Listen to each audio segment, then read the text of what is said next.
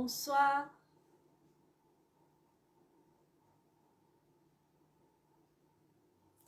Bonsoir, bonsoir, bonsoir, bonsoir. Je vais attendre 2 petites minutes pour faire cette petite sophro et vidéo sur la séparation, le divorce. Comme j'ai dit, une invitation à se reconnecter à soi, à se reconnecter à ses propres besoins. Je parle souvent de cette reconnexion à soi parce que dans ma perspective de vie, l'extérieur, bonjour Stéphanie, l'extérieur n'est autre que le reflet de soi-même. C'est ce qu'on dit à chaque fois. On parle de miroir, on parle de l'extérieur et le reflet de soi-même. Ça ne veut pas dire que si on a quelqu'un en face de soi qui est désagréable, qui est pas sympa, ou on a un mari pas sympa ou quoi que ce soit, c'est pas le fait que nous-mêmes on soit pas sympa et qu'on ait des travers ou quoi que ce soit. C'est plus une invitation à regarder quelle émotion ça génère chez nous. Donc dans la séparation, puisque c'est le thème de ce soir, dans la séparation, un divorce, un deuil également, c'est une invitation à se recentrer sur soi, se reconnecter à soi et retrouver ce qu'on appelle son authenticité. Quand on est en couple, toute notre vie, souvent, toute notre vie, eh bien, on fait ce qu'on appelle des concessions. On se marie plus ou moins jeune, on a des enfants, on a une maison, ça j'en avais déjà parlé. Et on remplit des cases, on coche des cases. Et un beau jour, on s'aperçoit que malgré le fait que toutes les cases soient cochées, eh bien, ça va toujours pas. Eh bien, alors on fait des concessions. Alors ça, quand on dit les concessions, moi je suis contre toute concession dans un couple parce que les concessions, en fait, sauf si c'est fait dans une entente commune, sauf si c'est fait en bonne intelligence, comme je dis, mais se sacrifier, et c'est comme ça que nous a appris notre société, c'est bien souvent se sacrifier pour les autres. Alors je vais parler en tant que femme, forcément je ne peux pas trop me mettre à la place des messieurs, mais en tant que femme, eh bien voilà, on se donne à notre famille, on se donne à nos enfants, on se donne à notre mari, et on arrive, eh bien, quand on se sépare, à un sentiment de grosse frustration. Donc on a les deux cas, soit c'est nous qui partons parce qu'on n'en peut plus, ou alors eh bien, c'est l'autre personne, et là on a un gros sentiment de trahison, d'infidélité, d'abandon, toutes les blessures qui se relèvent. Sauf que l'autre en face de soi, l'autre en fait, l'action qu'il met en place, ce qui se passe en fait, ça vient toucher nos propres blessures, toucher notre propre histoire. L'autre, je dirais, quelle que soit la situation, n'est pour rien dans ce qui se passe. Une action qu'il va avoir n'aura pas la même répercussion chez quelqu'un ou chez quel autre. Donc c'est bien juste l'idée et l'image que ce que vient dire une personne, ça vient toucher en fait notre propre blessure, un abandon, une humiliation. Il y a les 5 blessures de l'âme de Lise Bourbeau, je ne sais pas si vous les avez lues et je vous invite à les regarder. Ça révèle beaucoup de choses. Après, l'idée, c'est pas de rester accroché à cette blessure, ça parce que finalement, savoir que c'est parce qu'on a eu telle chose quand on était enfant ou telle autre, etc., ça n'a pas trop d'intérêt. Ce qui compte, c'est toujours ce présent et toujours regarder à l'intérieur de soi, retrouver son authenticité. Retrouver son authenticité, c'est quoi? ben c'est apprendre à se relier. On a toujours le regard qui est porté sur l'extérieur. On a toujours le regard qui est porté sur l'autre. Mais l'autre, finalement, on s'en moque, on s'en fout comme de l'an 40. L'histoire de il m'a fait ci, il m'a fait ça, et quel enfoiré, et mon Dieu, et elle, et machin, et tu sais pas. Là, quand on parle comme ça, quand on parle à nos amis de cette façon-là, on entretient une espèce de truc, on se nourrit, on se galvanise, on se gargarise d'une situation. Et ça fait absolument pas avancer. Ce qui va faire avancer, c'est de mettre l'autre à l'extérieur de soi et se retourner à l'intérieur, observer sa vie et observer vers où on veut aller. L'autre, il n'existe pas, il n'existe plus, il fait plus partie de notre vie. Alors ok, on a des enfants, on a tout ça, il faut bien se mettre en accord, etc. Mais comme j'ai dit la dernière fois à une cliente, vous avez des papiers à faire, vous avez de l'administratif, vous restez centré sur ce que vous avez à faire et le mental, lui, va choper le truc, va choper votre histoire et il va se la raconter. Et machin, et alors, et s'il dit ça, je dirai ça à mon avocat, et je ferai ci, et lui il fera ça, et je vais préférer anticiper, etc.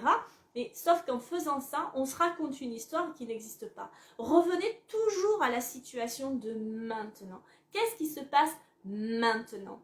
Et regardez quelle émotion ça va générer en nous. C'est ça qui compte. Quelle émotion?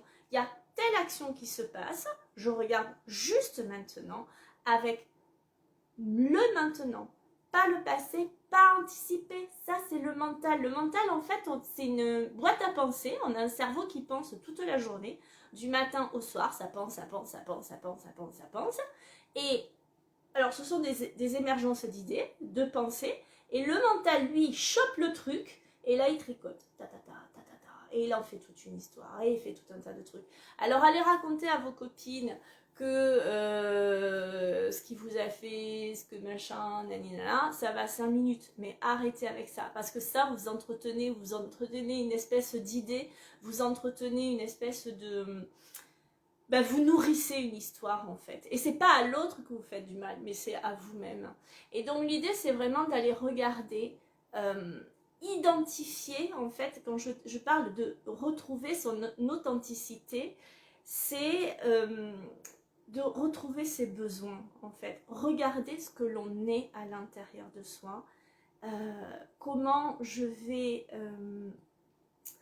tous ces besoins, mais les identifier avec des mots, avec une identification, regarder qui on est vraiment et observer finalement que toute votre histoire de vie, tout ce que vous avez vécu pendant des années, ben bien souvent c'est un mensonge. Vous avez été dans un mensonge par rapport à vous-même au travers de ces fameuses concessions. Les concessions, ça va un temps. Les concessions, on va les faire, on va les faire pendant un temps. En fait, ça marche un temps, mais au fil du temps, ce qui était une concession, ça va devenir une espèce de fardeau, une espèce de truc lourd qui vient. Et au bout d'un moment, à force de faire des concessions, ben on explose dans une espèce de colère, comme j'ai dit, la cocotte minute, vous connaissez, où on se tait, on n'ose rien dire, on arrondit les angles, on veut pas qu'il y ait de conflit, mais le conflit, on veut pas de conflit, mais c'est nous, on se fait du mal à nous-mêmes en ne voulant pas des conflits. Être ce que l'on est, laisser émerger une émotion. Et si vous entamez d'autres relations, ou qu'il y a d'autres histoires qui se posent dans votre vie, ben, comme on dit, on ne refait pas les mêmes erreurs, parce qu'en fait, l'idée, c'est vraiment de rester centré sur soi. Et le plus fort, c'est qu'en restant centré sur soi, en restant à l'écoute de notre authenticité, de qui on est, parce que l'autre veut que l'on soit, vouloir... Parce qu'à un moment donné, on peut avoir aussi être dans la peur de se retrouver seul quand on arrive à un certain âge. Et du coup, on va reproduire une espèce de schéma où on va en fait redevenir quelqu'un de différent pour plaire, pour être aimé. Mais l'amour, il passe d'abord par vous. Si vous vous aimez, l'autre, il vous aimera comme vous êtes et vous n'aurez pas un masque. Et l'idée, c'est vraiment d'être toujours en lien avec ce présent, avec cette connexion à maintenant. Pas tricoter l'histoire, la laisser de côté, avancer devant avec les plaisirs de chaque jour de ce que l'on est maintenant. Cette véritable authenticité en fait, être avec ne pas se mentir. Quand pendant mes années en fait de mariage, je me rends compte qu'en fait je me suis menti, mais tellement menti, tellement menti. Je pensais que en fait il fallait que je fasse plaisir aux autres. J'étais toujours dans ce truc de sacrifice, je fais pour les autres, je fais ci pour les autres. Mais non, ça marche pas comme ça. Il faut d'abord se faire plaisir à soi. Et une fois qu'on s'est fait plaisir à soi, comme on est rempli, en fait, et qu'on est dans la joie, on peut donner à l'autre. Et si l'autre, eh bien, je dirais, il n'est pas content et qu'on risque peut-être une rupture, c'est pas grave, c'est que c'est pas le bon, c'est pas grave du tout. La vie, elle nous met toujours les bonnes personnes sur le bon chemin et les personnes dont on a besoin. Alors, ce retour à l'authenticité, ça permet aussi, quand on dit stop, là c'est stop. Et c'est pas rentrer dans le, comme je dis, dans le mensonge. Parce que quand on ment à l'autre, c'est pas à l'autre que vous mentez, mais c'est à vous-même en fait. On se fait croire des histoires, on se fait croire, on se la raconte en fait. Pendant, je vois des tas de gens qui sont dans des séparations et en fait, ils se rendent compte au final que leur histoire, ils avaient fondé toute une histoire sur une croyance, sur un désir d'enfant, sur un désir de prince, de princesse, mais qu'en fait, leur relation, elle n'était pas sincère, elle n'était pas vraie. Et en fait, ils se mentaient à eux-mêmes. Et comme je dis, quand il y a une séparation, un deuil, quel qu'il soit, c'est vraiment un retour à notre propre authenticité, savoir qui nous sommes, se reconnecter à nos besoins et être sincère avec les autres, avec l'autre en face de soi. Être sincère avec l'autre, c'est lui permettre aussi, c'est-à-dire dire non, là ça c'est pas possible pour moi, c'est permettre à l'autre aussi de se positionner et c'est permettre à l'autre aussi de se remettre en question. Si vous dites toujours oui dans la vie, d'une façon générale, vous ne permettez pas à l'autre de se repositionner. Vous ne permettez pas à l'autre de faire un travail sur soi. Pendant des années, j'ai accepté beaucoup de choses parce que je n'aimais pas les conflits, donc je me taisais, je disais rien.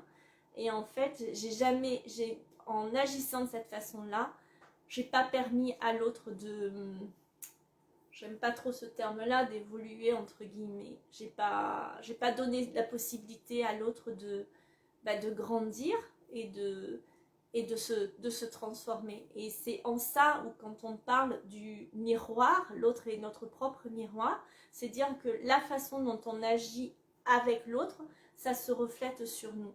Le mensonge, on se rend compte qu'en fait, on se ment en permanence. Je vais animer là le 17 avril un atelier sur la communication non violente et qui est une invitation aussi à la communication non violente permet d'abord de faire un retour vers soi pour apprendre à détecter nos besoins en écoutant nos émotions, ce qu'elles génèrent pour pouvoir les communiquer à l'autre avec une ouverture du cœur qui permet à l'autre d'avoir une écoute empathique. Et ce système de communication non seulement permet de communiquer, d'apprendre à communiquer à l'autre, mais surtout essentiellement d'apprendre à porter ce regard à l'intérieur de soi, parce que finalement ce que l'on est à l'intérieur de soi, c'est cette sincérité, cette authenticité, et non pas ce personnage construit avec ses blessures et ses croyances. C'est être juste parce que l'on est avec notre grand, comme un enfant en fait, avec la pureté d'un enfant. Et apprendre à communiquer dans nos relations de couple, dans nos relations amicales, dans nos relations familiales, dans nos relations professionnelles, eh bien c'est un atout extraordinaire parce que du coup, c'est d'avant tout, parce que dans la communication non violente, il y a quatre étapes. D'abord, on apprend à observer une situation sans juger, c'est-à-dire sans que le mental il parte à blablabla, et il m'a fait ci, et il m'a pris pour une conne, et blablabla. Non, il y a telle situation qui s'est passée. Les faits, point barre, sans jugement. Ensuite, on regarde quel sentiment ça a généré chez moi, quelle émotion ça a fait naître, Et du coup, on apprend, on s'aperçoit quand on fait de la communication non violente que notre vocabulaire est très faible quand il s'agit de regarder à l'intérieur de soi. On va parler, on va dire par exemple, oh ça me met en colère. Sauf que la colère, elle a une palette de couleurs, mais phénoménale. Derrière le mot colère, il peut y avoir la frustration, il peut y avoir l'humiliation, il peut y avoir l'exaspération, il peut y avoir la crise, la furie. Il y a plein de mots derrière. Et apprendre à regarder dans son corps, dans le corps, les tensions ça génère, quels mots on peut poser dessus. Et donc dans cet atelier, dans la CNV, on apprend toutes les palettes de couleurs sur la joie, toutes les connotations de la joie, sur la tristesse, toutes les couleurs de la tristesse, juste pour regarder dedans et se dire, tiens, ça c'est comment je pourrais appeler ça. Et une fois qu'on a identifié du coup, eh bien, le sentiment que ça génère, on peut identifier le besoin, c'est-à-dire que quand la personne en fait agit de telle façon, de façon neutre, parce que encore une fois, une personne elle agit peut-être d'une autre façon. Moi, ça va. La dernière fois, je parlais avec une amie, elle me disait qu'elle avait vécu une histoire, je sais pas quoi, et elle me disait qu'elle avait été blessée, humiliée, que ça avait été un cauchemar pour elle. Et c'était marrant parce que moi, quand elle m'a raconté cette histoire, moi, je lui ai dit, mais c'est fou parce que moi, j'aurais été trop fière, quoi. En fait, moi, je voyais absolument pas d'humiliation, je voyais une grande fierté, je me disais, oh là, mais si on avait agi comme ça. Donc, c'est vraiment marrant parce que tout dépend comment. Donc, c'est pas l'autre, en fait, finalement. Donc, apprendre donc, les sentiments, ce que ça génère chez nous, nos besoins, du coup, quand la personne a agi de telle façon, ça fait naître tel sentiment chez moi. Et pourquoi ? Parce qu'en fait, ça ne répond pas à un de mes besoins, un besoin peut-être de sécurité, un besoin de tranquillité, de paix. Et on apprend derrière à communiquer et dire à l'autre, voilà, quand il y a telle chose qui se passe, ça fait naître, chez moi, ça fait naître de la colère et puis identifier, et ça on le verra dans l'atelier, c'est sur une journée de 9h à 18h le samedi 17. Donc toutes les palettes, et on apprendra à regarder à l'intérieur de soi pour pouvoir communiquer à l'autre avec une ouverture de cœur et exprimer à l'autre simplement en lui disant voilà, et essayer de voir ensemble ce qu'on peut mettre en place pour que mon besoin puisse être entendu et en même temps se met dans l'écoute empathique. Donc ça, c'est, je fais beaucoup le lien, tout s'imbrique en fait, que ce soit la sophro, la façon de penser. Tout ça, c'est des outils qui apprennent effectivement à quoi ? À vivre d'abord en soi, en une intelligence merveilleuse, parce qu'on apprend à s'écouter, plutôt que de dire aussi, je ne peux pas lui dire ça, comment elle va le prendre, je risque de prendre une amie. Non, parce qu'en disant ça, vous ne vous écoutez pas, vous vous taisez. Et vous êtes plus important que n'importe qui et vous allez rentrer dans une espèce de frustration qui va grandir, qui va grossir. Et lui, là où il se régale, encore une fois, il tricote, il tricote, il tricote. Alors qu'on apprend, il y a une situation qui se passe, on regarde, on observe et comme je vous ai dit, voilà les sentiments, les besoins et on apprend à parler et à s'exprimer. Et en agissant comme ça, on se respecte parce que l'idée, c'est vraiment de se respecter soi. Avant soi, avant les autres, il y a d'abord nous.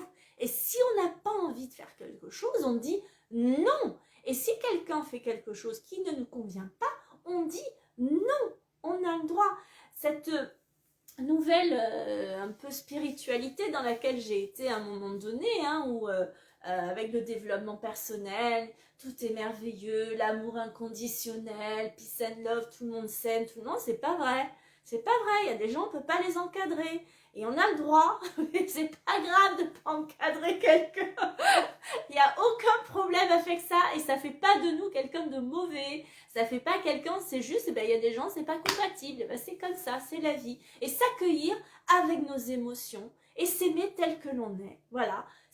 Parce que finalement, notre vie et tout ce qui s'est passé en amont, celui qui est en face, il ne connaît pas. Il n'y a que nous qui savons. Voilà. Alors, s'écouter, être en amour pour soi, l'amour de soi, à l'écoute de soi et de dire moi je m'aime, je me respecte quoi et c'est comme ça. Alors tout ça avec tous ces trucs, comme je vous ai dit, hein, voilà, il faut s'aimer, il faut machin. Non, c'est vraiment, c'est du n'importe quoi. L'amour inconditionnel. Alors, pour être dans l'amour inconditionnel, alors, fois j'ai vu, il faut être faire ci, il faut faire ça. Stop les il faut que. Vous êtes vivant de dedans. Un enfant, ça se pose pas de questions. Et comme j'ai entendu la dernière fois ce que j'adore, Marion et Gérard, dire la nature, elle ne se force de rien. La nature, quand elle veut faire tempête, ça fait tempête. Ça pète dans tous les sens. Elle vient pas vous demander votre avis. Il y a des inondations. Et oui, il y a des dégâts.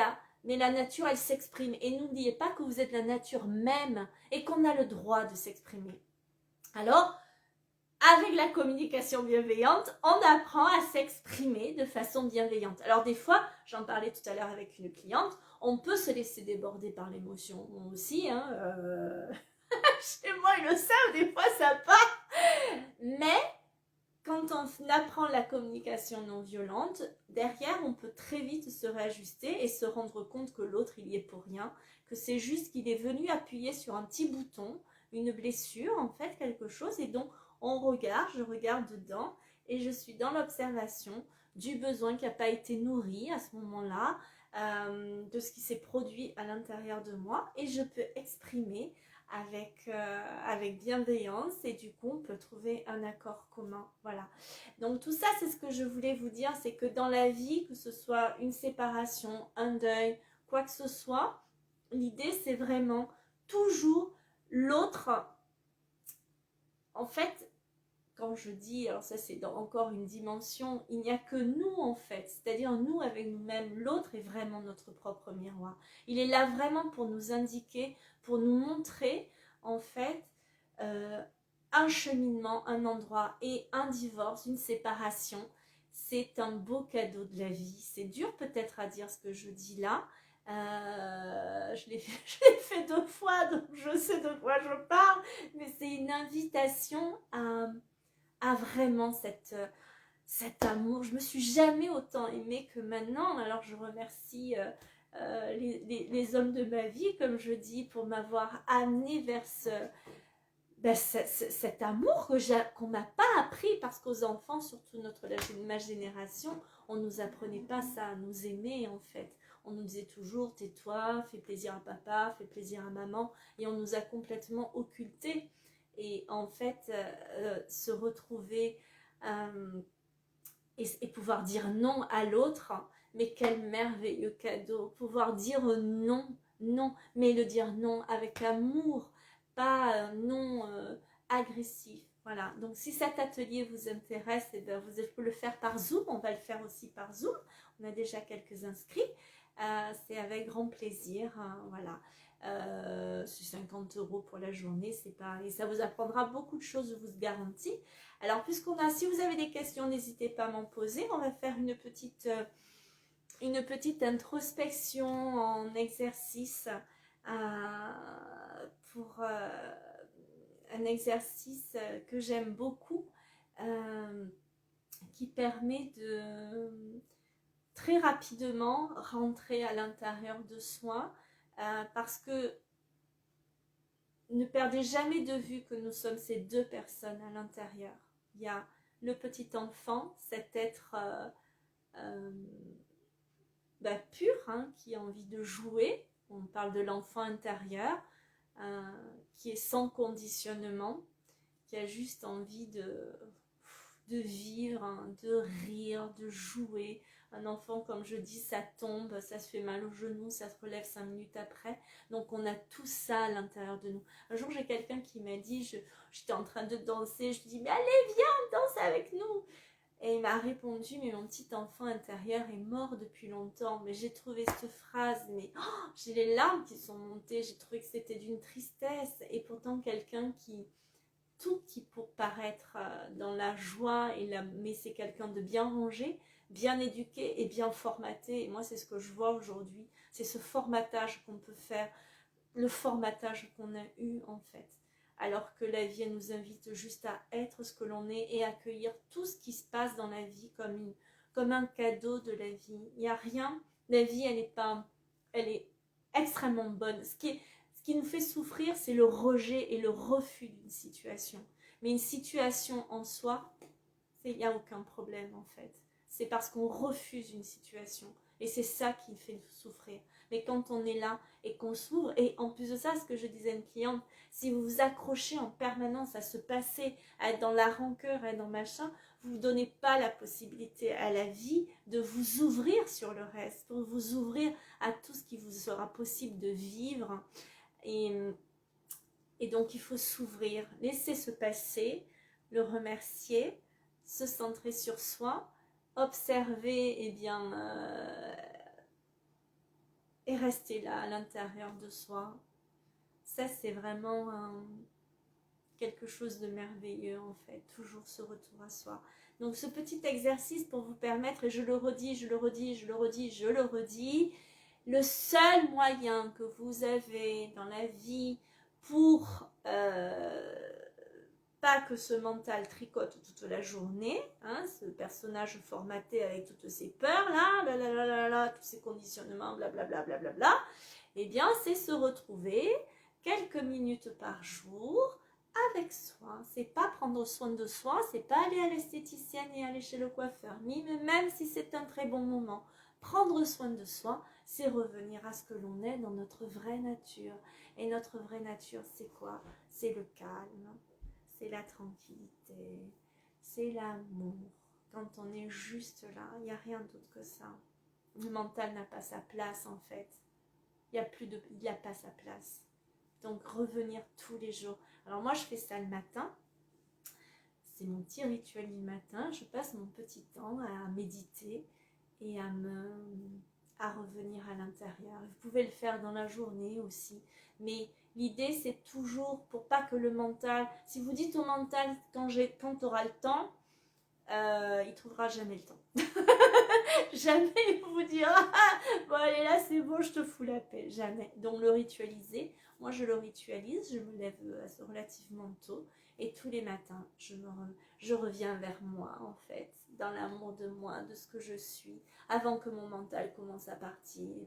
Non, je dois faire ci, j'ai ça à faire, j'ai ça. Mais c'est que des conneries qu'ils vous racontent, parce que c'est pas vrai. La vie, elle coule et elle se fait tranquillement. Alors oui, il y a la pensée à penser, parce qu'il faut bien penser à payer ses factures, on est bien d'accord. Mais voilà, on les paye et basta, on pense pas à autre chose. Allez, ce petit exercice rapide pour cette intériorisation. Donc, je vous invite à... Je vais rapprocher parce que j'ai la voix qui se baisse. Donc, vous vous installez confortablement. Ça, c'est un petit exercice tout simple à faire. Et on fait comme un petit scan corporel. Pour retourner, pour avoir cet exercice, il permet de... Parce qu'on a le mental, donc on va occuper le mental en fait à faire quelque chose pour le chanter. Donc c'est une forme de méditation. On peut le faire avec une bougie aussi, mais là on va le faire de cette façon-là. Donc vous fermez les yeux et vous faites ce petit scan corporel, vous restez dans la tranquillité, dans l'inspire et l'expire. Vous passez le scan corporel, on l'avait déjà vu, hein, c'est passer de la tête aux pieds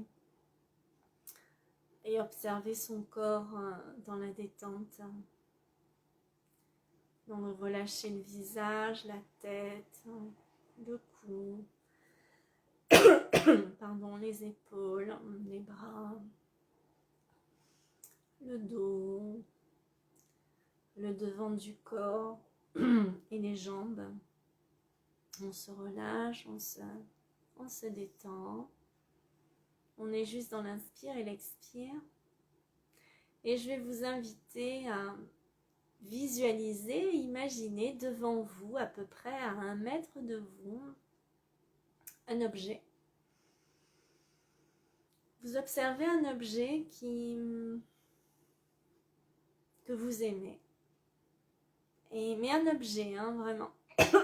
Pas quelqu'un, une chose qui peut vous faire penser et qui vous met dans un état de tranquillité, de sérénité, un objet que vous aimez bien. Pour ma part, ça peut être... c'est le doudou de ma fille qui m'amène cette tranquillité que j'aime bien observer. Ça peut être un Bouddha, ça peut être une bougie, ce que vous voulez. Vous la visualisez à peu près une distance de 50 ou 1 mètre de vous. Et vous l'observez et vous allez la détailler complètement. De face. Vous mettez face et vous regardez, vous observez les couleurs. Vous observez sa densité, son volume, la taille.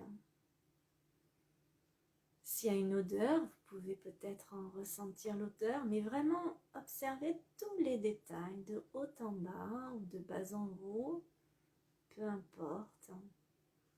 S'il y a des plis, son matériau, ses couleurs, les variations de couleurs, les différentes teintes. Vraiment observez comme si vous vouliez dessiner. Quand vous l'avez bien observé là de face, dans tous ces moindres détails, vous pouvez vous mettre sur le côté, son côté, vous l'observez, vous tournez virtuellement bien sûr, vous mettez sur le côté et vous observez le détail de son côté, comme si vous tourniez autour. On peut observer pareil, sa densité, la couleur, sa masse, le volume, sa taille. C'est vraiment dans l'observation tout en étant et tout en ressentant intérieurement la paix, la sérénité, la tranquillité que vous observez, que vous procure cet objet. Puis vous allez continuer à tourner autour et observer le dos, son dos, les détails du dos, la couleur, la densité. S'il y a des odeurs, il peut y avoir des sons. Et vous observez de haut en bas et puis vous allez pouvoir tourner sur le côté encore, de l'autre côté, et observer pareil, de la même façon, tous les détails, comme si vous vouliez le dessiner et l'observer. La couleur, la densité, la masse, tous les petits plis, les variations de couleurs, de teintes, tous les petits détails. Puis vous revenez devant. Et vous allez observer cet objet comme dans le mode avion, comme si vous étiez au-dessus. Vous positionnez au-dessus de cet objet et vous observez du dessus. Comme si vous voliez au-dessus et vous l'observez dans tous ces détails. Sur cet angle de vue, ce plan, avec sa densité, sa forme, les couleurs. Puis vous allez repasser devant et observer d'en dessous ce coup-ci. Passez en dessous. Et vous observez comment il est dans cet angle de vue. Pareil, la couleur, la densité, le volume. Et vous allez revenir devant et observer en fait cet objet.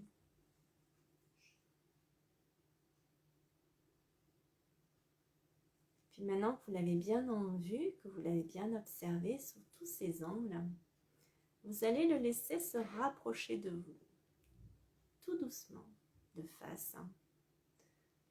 Vous le laissez se rapprocher petit à petit, tout doucement.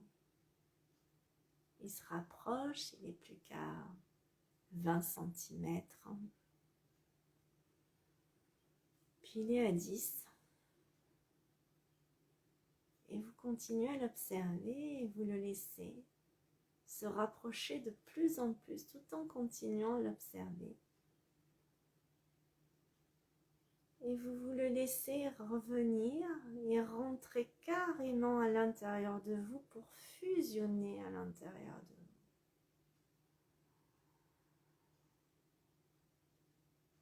Vous le laissez rentrer, fusionner à l'intérieur, de sorte que vous n'en percevez plus les contours, mais juste la sensation de sa présence, avec ce regard qui se pose à l'intérieur.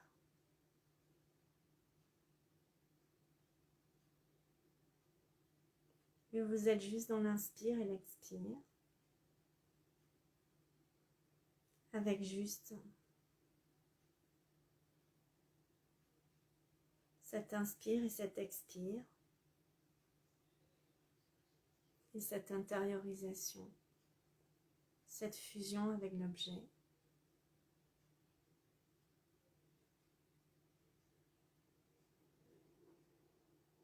Et vous êtes juste en connexion avec vous-même, dans l'inspire et l'expire. S'il y a des pensées, vous les laissez passer, sans y attacher d'importance. Vous les laissez passer.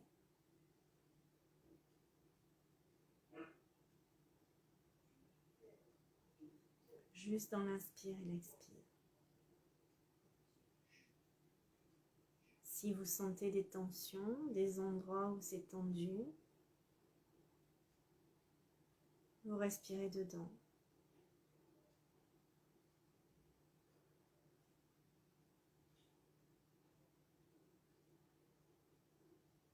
Juste dans l'observation de ce qui est.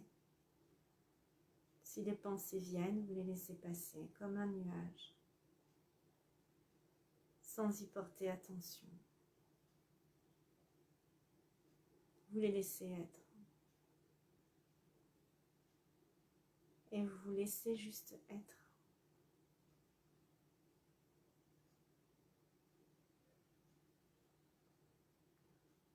À l'écoute de ce que vous êtes. S'il y a des émotions, vous les laissez passer. Vous les laissez vivre.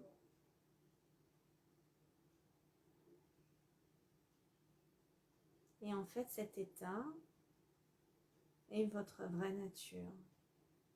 Ce que vous êtes vraiment.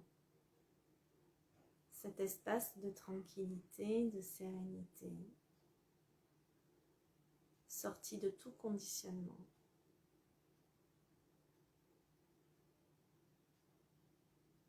Juste cet espace, tranquille. Et à cet endroit-là,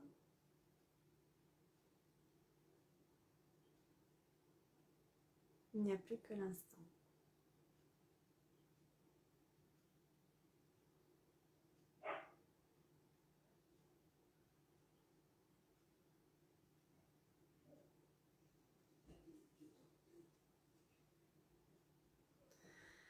Et on inspire, on expire tranquillement, tout en gardant à la conscience en fait cette intériorisation, cette connexion avec soi. Et on prend conscience de notre capacité à rentrer à l'intérieur de soi. Ce petit exercice permet de squeezer le mental et ses pensées quand on veut méditer ou quand on veut rentrer à l'intérieur de soi en focalisant cet objet et en le faisant rentrer à l'intérieur de soi. On le sent fusionner, c'est un moyen pour rentrer à l'intérieur de soi. Et en vous entraînant de temps en temps en faisant cet exercice-là, en le faisant régulièrement, vous allez voir que vous allez de plus en plus facilement rentrer à l'intérieur et se connecter avec ce que vous êtes, votre vraie nature. Notre vraie nature, c'est ça, c'est la paix, la tranquillité. Et quand on fait ça le matin, enfin moi je préfère le matin, il peut y avoir un événement dans la journée, quel qu'il soit, et forcément il est accueilli avec beaucoup plus de tranquillité parce qu'on s'aperçoit que c'est pas si grave que ça en fait. Parce que quand on est dans cet espace tranquille, on s'aperçoit que les choses elles sont pas si graves que ça. Et que la vie elle est juste... elle est magnifique la vie en fait. Elle a plein de belles surprises. Il ne faut pas s'accrocher à les événements qu'on a eus. Il faut la laisser pouvoir s'exprimer aussi dans d'autres choses inconnues. Alors l'inconnu fait parfois peur, mais il est beau l'inconnu. Voilà. Je vous souhaite une belle soirée. Et je vous dis bien mercredi prochain où j'aborderai un autre thème, toujours avec cette vision et cette perspective en fait d'unité, où l'autre en fait est finalement notre propre reflet. Essayez de penser à ça à chaque fois, essayez de voir, même quand vous entendez quelque chose, souvent quand on est à une conférence ou quoi, on a l'impression que la personne s'adresse à nous-mêmes. Et c'est parce qu'en fait, on est tous en lien. Il y a cette unité, c'est le lien avec tout. Quand on est pensé à ça, à la nature en fait aussi. La nature, elle ne se retient pas. Être ce que l'on est dans notre spontanéité. Ça ne veut pas dire être méchant, comme j'ai dit dans le petit encarté, là, dans l'explication. Être honnête avec soi, c'est pas blesser l'autre et lui dire j'en ai rien à carrer de toi. C'est pas ça. C'est juste lui dire, eh bien, le dire avec bienveillance et avec amour, mais en se respectant. Si quelqu'un agit d'une façon qui ne nous convient pas, l'exprimer et ne pas dire tu as fait ça. Alors là, souvent la CNV, elle est résumée à ça. Tu as fait ça, tu. Alors on résume, on dit il ne faut pas dire tu, le tu, mais c'est beaucoup plus profond que ça, la CNV. Voilà. Et si ça vous intéresse, je vous le redis, le 17, donc à Caverac, mais ce sera par Zoom aussi. Voilà, je vous souhaite une belle soirée, je vous dis à mercredi prochain. Au revoir.